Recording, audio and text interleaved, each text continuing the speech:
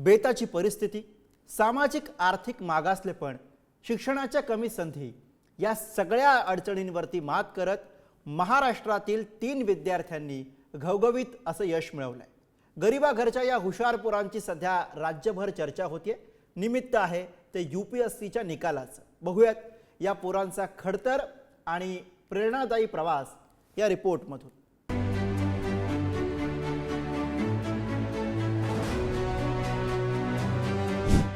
मेंढ्या राखणाऱ्या मेंढपाळाचा हा मुलगा बिरदेव डोणे तो आता चक्क IPS झालाय। केंद्रीय लोकसेवा आयोगाच्या परीक्षेत त्यानं घवघवीत यश मिळवलंय। केवळ धनगर समाजातला बिरदेव डोणेच नाही तर यवतमाळच्या रिक्षा चालकाची मुलगी अदिबा अनम, नक्षलग्रस्त गोंदियातील सचिन बिसेन यांचीही कहाणी अशीच प्रेरणादायी आहे। त्यांनी UPSC परीक्षेत मिळवलेलं यश पाहून तुमची बोटं आश्चर्यानं तोंडात गेल्याशिवाय राहणार नाहीत। Adiba Anam all India rank 142, Birdev Done all India rank 551, Sachin Bisen all India rank 688। या तिघांचा प्रवास हा जितका खडतर होता तितकाच तो प्रेरणादायी सुद्धा। एक एक करून हा प्रवास समजून घेऊ। बिरदेव हा मेंढपाळ परिवारातील मुलगा। घरची आर्थिक परिस्थिती बेताची। 10वीला 96% तर 12वीला 89% मिळवले। महाविद्यालयीन शिक्षणासाठी अनेकांनी आर्थिक मदत केली। इंग्रजी भाषेची समज कमी असल्यानं अडचणींचा सामना करावा लागला। निकाल लागला त्यावेळी सुद्धा बिरू मेंढरं चारत होता। UPSC परीक्षेत संपूर्ण देशभरातून 551वा क्रमांक त्यानं मिळवला। प्रयत्न, जिद्द आणि चिकाटी ठेवून प्रयत्न मिळू शकतो। सो माझ्या विद्यार्थ्यांना एकच आव्हान राहील, व्यसनापासून दूर राहा, चांगल्या मित्रांची संगत ठेवा आणि जे ध्येय ठेवले त्या ध्येयासाठी चांगलं झगडत राहा।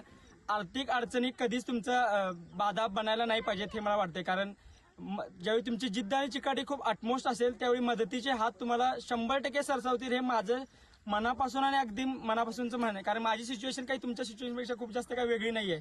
We are similarly situated. So मला एवढंच म्हणायचं आहे की प्रयत्न कराल तर यश नक्कीच तुम्हाला भेटेल। अदिबा अनम ही यवतमाळ मधील ऑटो रिक्षा चालक अशफाक शाज यांची कन्या।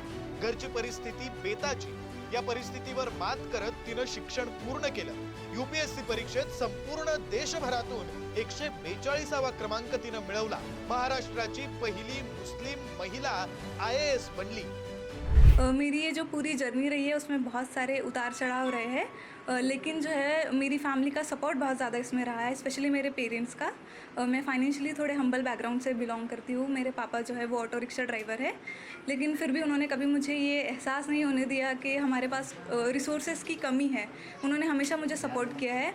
आपके पास फेलियर्स आएंगे, बहुत सारे आएंगे, लेकिन आपको उन फेलियर्स से सीखना है कि आपकी गलती कहाँ हो रही है और आगे बढ़ना है। सचिन बिसेन हा गोंदियाच्या अतिदुर्गम नक्षलग्रस्त भागातील युवक। शिक्षणाच्या पुरेशा संधी उपलब्ध नसलेल्या सालेकसा भागातील हा रहिवासी। केवळ शहरात राहूनच UPSC पास करता येते हा गैरसमज मोडण्याची त्याच्यामध्ये जिद्द होती। अभ्यासाबरोबरच त्याला क्रिकेटची ही आवड। तर UPSC परीक्षेमध्ये संपूर्ण देशभरातून 688वा क्रमांक त्यानं मिळवला। मैं कहूँगा कि शॉर्ट टर्म जो प्लेजर्स है उनका मैंने सेक्रीफाइस किया है, जिसके वजह से लॉन्ग टर्म सक्सेस मिलती है। तो जो छोटी छोटी चीज़ें होती है जैसे क्रिकेट मैच नहीं देखना, अब ये शॉर्ट टर्म प्लेजर है क्रिकेट मैच, इसको न देख के हम पढ़ाई करें तो इससे ज़्यादा फ़ायदा है। तो इस तरह की छोटी चीज़ों को मैंने सेक्रीफाइस किया है। और परिवार का कैसे सपोर्ट रहा, जब फैमिली में आपका मम्मी पापा का कैसे सपोर्ट रहा? नहीं, सपोर्ट बहुत अच्छा रहा है और मुझे बताया गया कि सिर्फ UPSC की तैयारी करें और कभी मेरे ऊपर वो प्रेशर नहीं रहा कि कुछ और करना है इसके अलावा। तो ये बहुत अच्छा सपोर्ट मुझे लगा। या तिघांनी संपादित केलेलं हे यश त्यांच्यासाठी, त्यांच्या परिवारासाठी आणि आपणा सर्वांसाठीच अभिमानास्पद आहे। पण या तिघांचं यश हे एवढ्यापुरतच मर्यादित नाही, तर भविष्यात स्पर्धा परीक्षा देऊ इच्छिणाऱ्या, परिस्थिती बेताची असणाऱ्या आणि पिढ्यानपिढ्यांचे पाश तोडून आईबापाची मान उंचावू इच्छिणाऱ्या हजारो मुलांसाठी प्रेरणादायी सुद्धा आहे। शेखर पाटील, दीपक शर्मा आणि आशिष अग्रवाल सह ब्युरो रिपोर्ट, पुढारी न्यूज।